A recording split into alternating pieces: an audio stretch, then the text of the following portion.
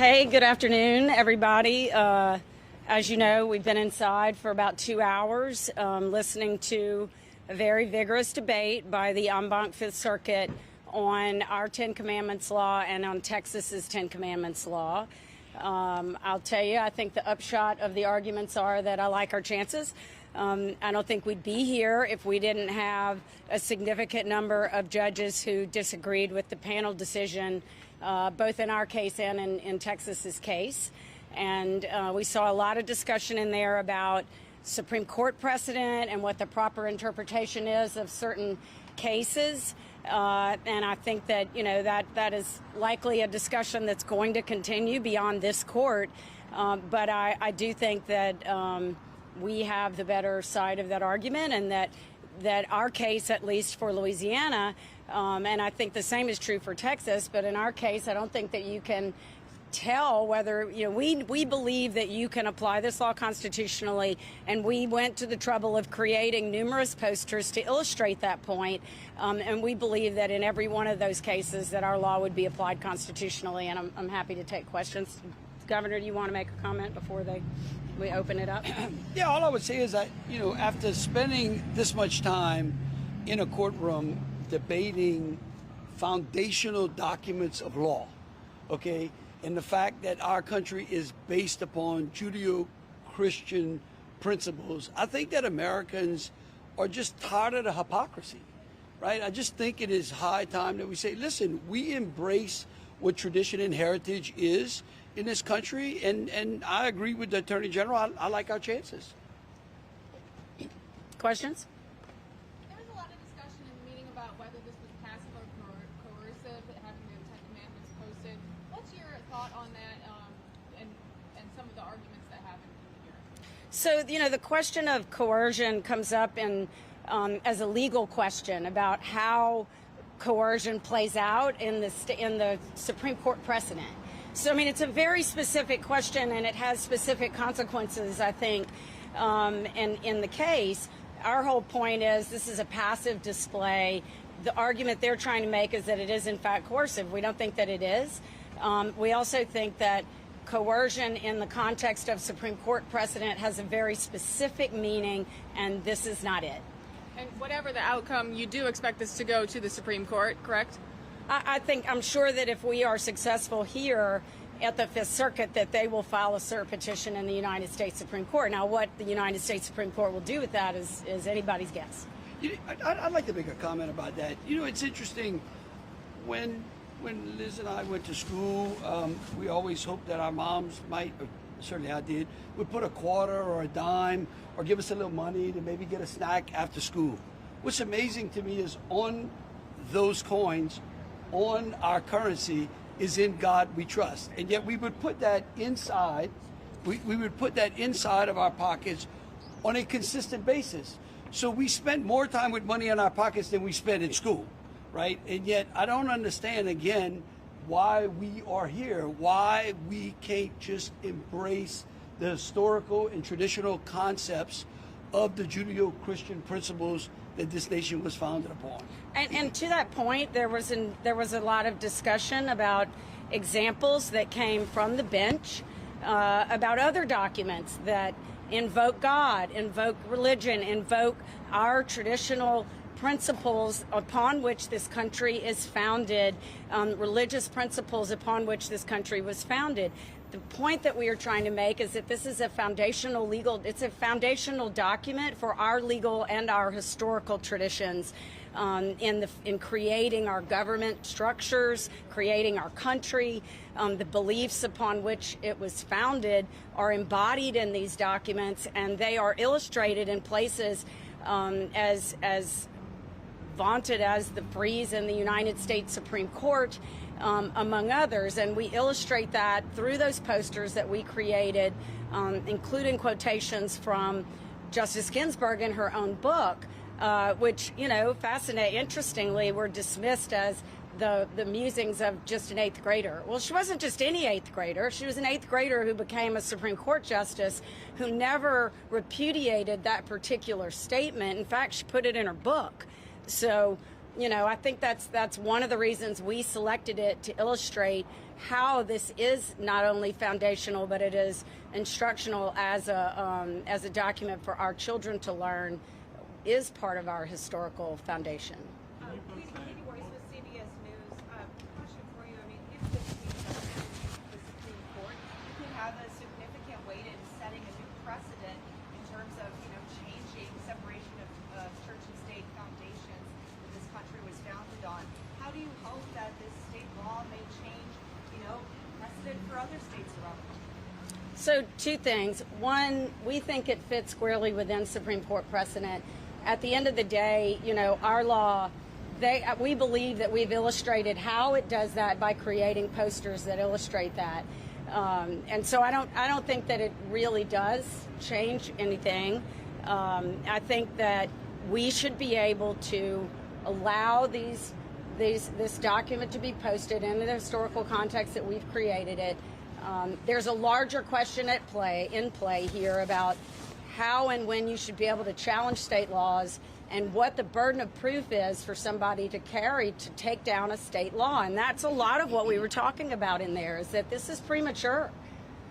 So, I think that will play out in this case too, quite a bit. What would you say to parents who say that these commandments, this version of them is not their family's religion, it's not what they would teach their children, and it goes against their right to control their children's upbringing? It's not establishing a particular religion. It's not establishing a particular selection. It's not establishing anything. It is presenting an ideal of the foundational document of one of the foundational lawgivers that is part of our historical tradition. So, and it does that in a historical context in all of the posters that we've created. So, I think that it is not coercive in that sense. It is posted on a wall. Nobody, and I think Judge Duncan pointed that out in one of the distinctions that he made regarding one of the cases, where the requirement was for a teacher to direct and state something in particular to a student who expressed a particular opinion that was contrary to the opinion that was in the books. And nobody's directed any teachers to say or do anything in this context, which I think is important. I would advise parents, I get, that they find some moral code. You either read the Ten Commandments or your child is going to learn the criminal code. Do you think any other states will follow through if you guys do when moving forward? Well, Texas did. So, that's why they're here with us, because they did. And, I think that, yes, maybe some other states would, and I don't think that's a bad thing. I think that's a good thing. Do you see any limits on what could be in a classroom? Whether that was a part of the discussion, could there be certain prayers or certain Bible required readings? Is there any limit? Sure, there's limits, and the Supreme Court's delineated those limits, and so I think that's part of the discussion that we had today, is where those limits exist now inside the boundaries that have already been established by the Supreme Court. So, yes, there are limits. We think we're inside the limits. And then I have an off-topic question. Julia Letlow, she was endorsed by President Trump. What are y'all's thoughts on this? She's a great friend, and I think she'd make a great United States Senator. Governor? Yeah, I think the Attorney General said it best. I'll rest my case. Governor, I have one more on topic for you. On your trip to Greenland for the Dog Sledding Association race, has that been canceled? Look, we're still working through that. I mean, I've seen some of the reports of those that are saying, look, it's been disinvited. It's certainly, if that is true and what exactly is going on, and that's certainly disappointing. I don't think we would reject Greenlanders to come to New Orleans for the Super Bowl.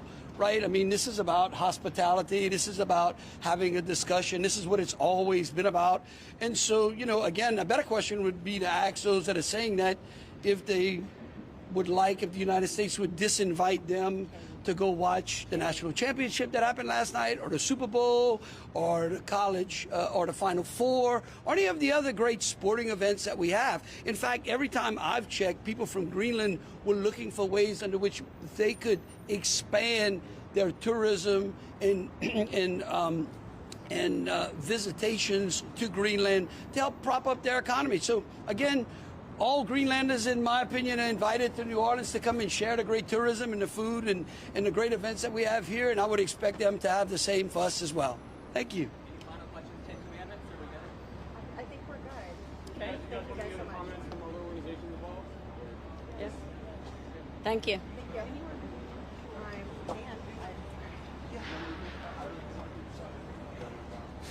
You guys want to go ahead and take it? I'll give a comment from another organization involved if that works for you. I have to get my thing. Of course, yeah.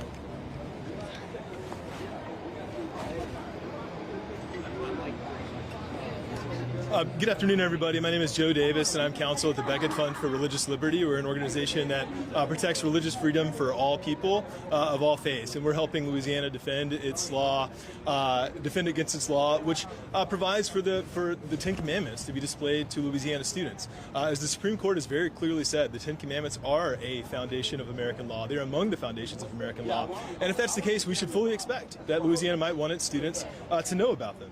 As Governor Landry and Attorney General Murrell said just now, symbols featuring religious imagery have been a fixture of American life since before the founding. From the founders' own proposals to the national seal, which represents the country as a whole, to Ten Commandments, which are on the walls of the Supreme Court, of course. Our nation has long included this sort of symbolism, this sort of passive, non-coercive symbolism in its public spaces. No one has ever thought that that was an establishment of religion, and that is the question in this case. Is that an establishment of religion? The answer is no. Students are free to learn about the Ten Commandments if they would like. They're also free to ignore the posters if they'd like and go about the rest of their classroom instruction, and that's how passive displays are in general. So with that, we're optimistic that the Fifth Circuit will uphold the law in this case and say that this is not an establishment of religion as the founders would have understood that term. Thank you. Thank you so much. Okay, actually, can you do mind giving us your name and spelling it for us? Of course. So we have it for the record? Joe Davis, Joedavis. Perfect, thank you.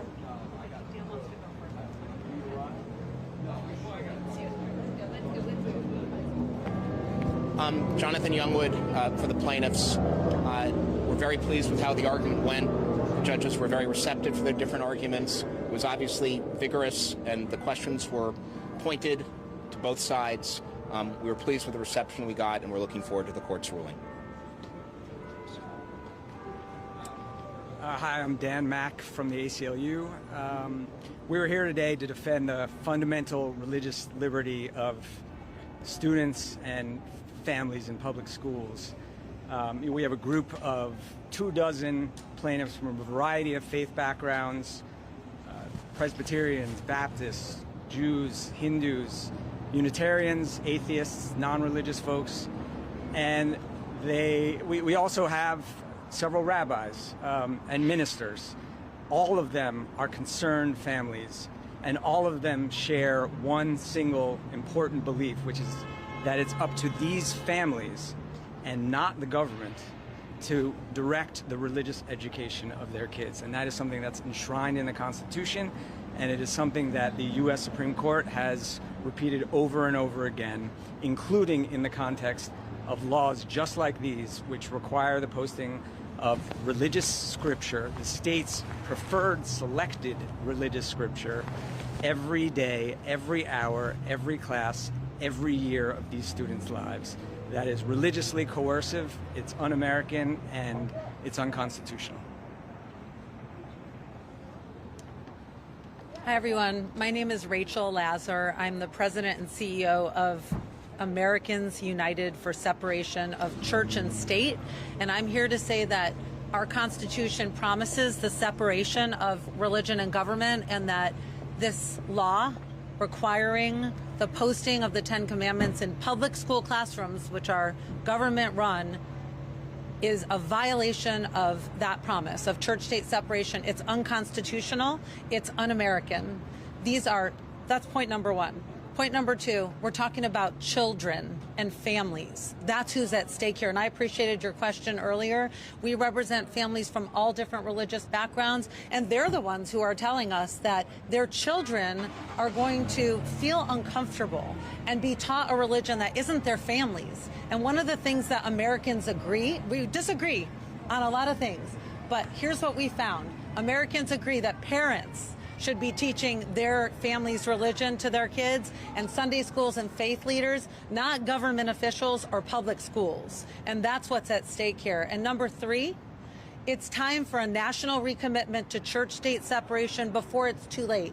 What do I mean by too late? What I mean is our freedom to live as ourselves and believe as we choose relies on the separation of church and state, and so does the peace in our country, because we live in a pluralistic democracy with people of all faiths and none, and our founders were wise to know that it keeps the peace and unites us to separate religion and government. And right now we're at risk of being the most divided our country has been, and one of the reasons is because of this kind of undermining of church-state separation. Thank you. Any questions for us? I'm curious, same question that I asked the AG. I mean, how do you see this law as being a slippery slope for the eradication of church and state? I mean, I can start, and John, if you want to come in.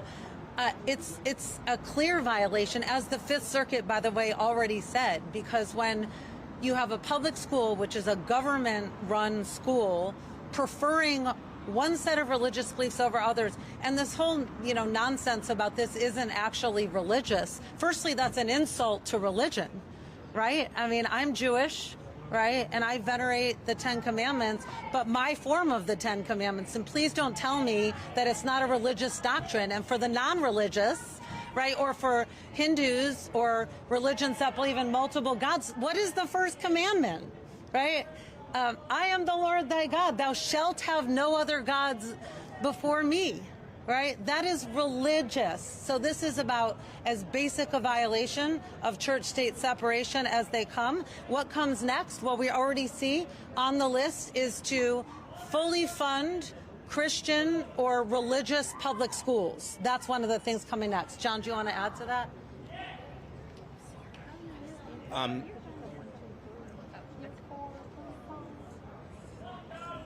The Supreme Court has been extremely clear that you cannot do what these two acts do, which is post the Ten Commandments in schools. It's a case that's 45 years old. Nothing has disturbed it. And these legislations were designed specifically to disrupt that precedent. And if successful, we'll move on to other precedents, such as recitation over the loudspeaker of Bible verses, prayer at football games, prayer at graduation ceremonies. That is the concern, but the concern starts with just this case, and this case is clearly controlled by Supreme Court precedent. Hi everyone, my name is Alana Odoms. I'm the Executive Director of the ACLU of Louisiana. And our affiliate has been working very diligently over the last several years since this piece of legislation was passed to hear the voices of parents and families in the state of Louisiana. I am a mother of a school-age child, a 6th grade child here in New Orleans. And as a mother and as a person who practices a Christian faith, I personally have very strong views about this piece of legislation and this act, but I've also heard the voices of other parents of children of various faiths who feel threatened by the fact that our state would, in fact, privilege Christian religion, and in fact, a Protestant interpretation of the Ten Commandments over other religions.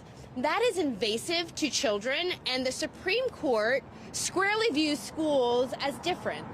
The school is different because children are bound to attend school. Children must look at the walls. It is absolutely insidious to think that a child would not look with reverence at the walls that they are before every day, each and every day of the school year. And I can tell you that as a mom and as a mother of a child who loves school and views school as a place where she is welcomed, where she is celebrated for all of her difference and for all of her talents, this is something that we do not want to advance. It is not that we want to disparage the Christian faith. It is not that we want to say that the Christian faith does not propose or espouse values or morals that we all hold dear. It is to say that other religions have their own values that they espouse and they believe are equally good, and that those should be respected and honored. That is what we are saying. We are saying that we must not insult the intelligence of the everyday American to suggest that we don't know that this is in fact indoctrination. We must not treat our schools as bully pulpits. We must not treat our children as pawns, and we must in fact respect the dignity, humanity, compassion and empathy that I believe that all of our school teachers have for our children, because I have had many school teachers come up to me and tell me, what do we do if in fact these posters are placed on the walls? How shall we instruct our children? How do you think we should interpret this? And I cannot tell them that. And this court cannot tell them that. The state cannot tell them that. That is for them to determine with their God and with their parents and with their families. And finally, I think it is absolutely absurd that our governor said that either people should learn the 10 Commandments or they should learn the criminal code. How dare he? It is absurd and it is insulting. Our state, unfortunately, prioritizes criminal prosecution over individual liberty and dignity. That is preposterous in this day and age. We should not suggest that people should be criminalized if they don't believe as we believe. And that is the slippery slope that we are on. Let us not go down that route. Let us not, as people of faith and people who practice perhaps no faith at all, or perhaps practice no religion, but still have their own faith, whether it be the universe or whatever you want to call it, let us not go down that path. We have a choice. We have a choice as brothers and sisters, that we can come together and we can recognize our own individual liberties, and we can stand shoulder to shoulder, recognizing our differences and respecting those differences and finding the common thread that I believe ties all religions together. It is love. It is empathy. It is compassion. It is truth. Let us stand on those values today. And we pray that the court will, in fact, uphold those.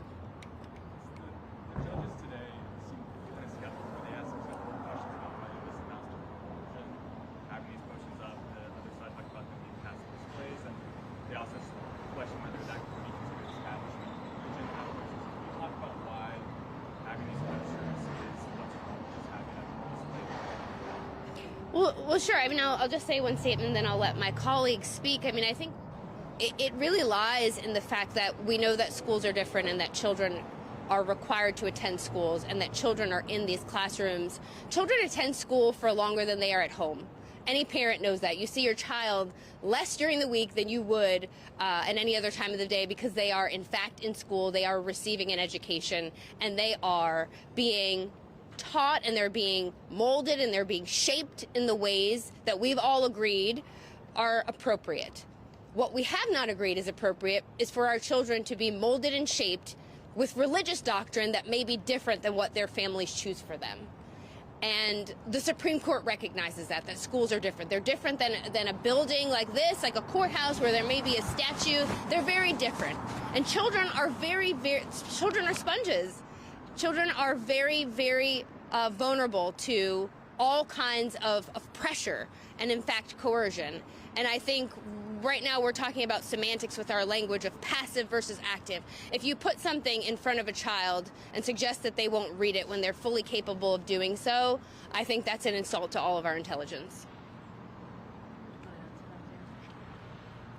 Yeah, and part of this is the ubiquitous nature of these displays. They are required to be in every class: French class, math, Spanish, anything, music, classes that have nothing to do with anything posted on that sign. And we've heard politicians tell us what kids should believe, what religion kids should believe, and that's absurd. We know that the 10 Commandments are sacred to many people, but they are not sacred to all. And there are many appropriate ways and appropriate places, times and places, where you can use the Decalogue, but we leave those decisions up to parents and families. We do not leave it up to government bureaucrats to decide what is religious truth that should be taught to students every day that they are in public school. Thank you. Thank you. Thanks so